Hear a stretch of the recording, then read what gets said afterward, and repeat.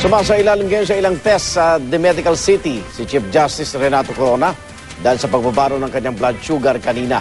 At live mula sa Pasig, saksi si Salima Refran. Salima. Igan sa mga oras na ito ay nandito pa rin sa The Medical City sa Pasig si Chief Justice Renato Corona. Dito dumiretso ang kanyang convoy makaraang humarap sa impeachment court sa Senado kanina. Alas 7:40 ng gabi nang mamataang bumaba sa kanyang itim na Suburban si Chief Justice Renato Corona kasama ang asawang si Cristina sa basement 1 ng ospital. Ayon sa mga nakakita sa kanya, matamlay at namumutla umano si Corona nang isakay sa isang wheelchair.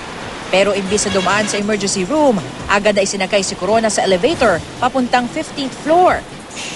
Ang 15th floor ay ang VIP floor ng ospital para sa mga private executive suite.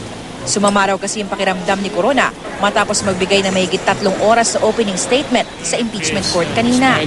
Hindi raw kasi nakapananghalian ang punong maestrado dahilan para bumaba raw ang kanyang blood sugar at maging hypoglycemic. Ayon sa anak ni Corona na si Francis, sumasailalim ngayon sa ilang test ang kanyang ama.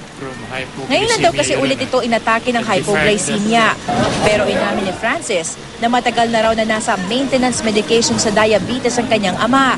Bagay na binanggit din ang punong maestrado sa kanyang pagsalang sa witness stand kanina. Igan, hindi pa rin malinaw kung mako-confine nga ngayong gabi dito si CJ Corona. Sa ngayon, naghihintay pa rin tayo ng statement o medical bulletin mula sa The Medical City. At live mula dito sa Pasig, ako si Salima Refran, ang inyong saksi.